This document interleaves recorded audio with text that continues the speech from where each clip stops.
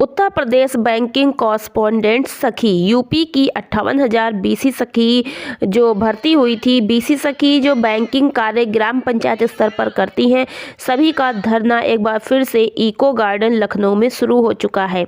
2 जनवरी से शुरू हुआ है ये धरना और लगभग 10, 11 या 12 जो है जनवरी तक चलने वाला है।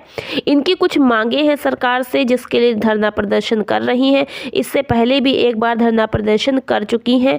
उसमें आश्वासन मिला था कि इनकी मांगों पर विचार किया जाएगा और कुछ मांगे इनकी पूरी करने का भी आश्वासन दिया गया था। लेकिन अभी बीसी सखियों का कहना है उनकी किसी भी बात को सरकार ने पूरा नहीं किया, नहीं माना और एक बार फिर से ये बीसी सखी ग्राम पंचायत स्तर पर जो कार्य करती हैं, बैंकिंग कॉरस्पॉन्डेंट सखी के नाम से भी जानी जाती हैं, इस समय इतनी ठंड में इको गार्डन लखनऊ में धरना प्रदर्शन कर रही हैं। बहुत लोगों को बीसी सखी के बारे में जानकारी नहीं भी होगी, तो आपको बता दें कि बीसी सखी बैंकिंग कॉरस्पॉन्डेंट सखी हैं। उत्तर प्रदेश में पूरे राज्य में 58,000 पोस्ट ग्राम पंचायतों में आई थी। ग्राम पंचायत स्तर पर ग्राम पंचायत में एक बीसी सखी का पद है, जो कि ग्राम स्तर पर मिनी बैंक के रूप में कार्य करता है और ये स्वयं सहायता समूह के जुड़ी हुई दीदियों को इसमें रखा गया था और दीदियां अपने ग्राम पंचायत पर रहकर बैंकिंग कार्य कर रही थी। इनकी मांगों में सबसे पहले जो इनको ऋण दिया गया था 75,000 रुपये, उस पर 4% ब्याज लगा दिया गया था और अब ये मांग कर रही हैं कि उन 75,000 रुपये को माफ़ कर दिया जाए, क्योंकि इनकी इनकम मंथली इतनी नहीं है कि इनकी स्थिति पैसे को वापस करने की बन पा रही हो। इनके ऊपर कर्ज हो चुका है और इसकी वजह से काफ़ी परेशान है। वहीं इनको 6 महीने तक 4-4 हज़ार रुपये का मानदेय दिया गया। उसके बाद केवल और केवल बैंक कमीशन पर अब निर्भर है। बैंक कमीशन बहुत अधिक नहीं हो पाता है, क्योंकि बैंक जो मिली है बीसी सखियों को वो सभी को एक जैसी नहीं मिली है।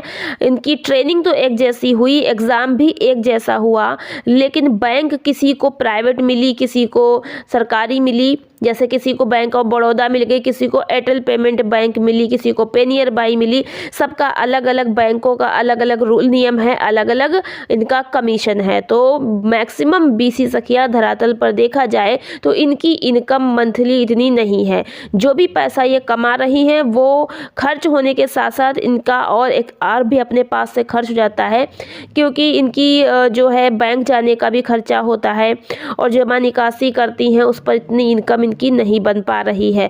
तो 75,000 माफ़ी को लेकर के सरकार से उन्होंने गुजारिश की है और मानदेय जो है महीने में नियमित करने की मांग की है, परमानेंट करने की मांग की है और इनको राष्ट्रीयकृत बैंकों से जोड़ा जाए, इसके लिए भी मांग कर रही हैं।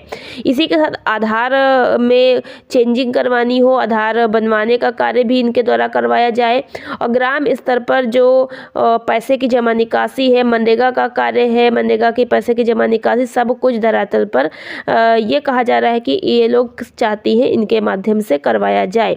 तो यही कुछ बीसी सखी की मांगे हैं जो कि सरकार से लगातार वे कह रही हैं और इस समय इनका धरना प्रदर्शन चल रहा है।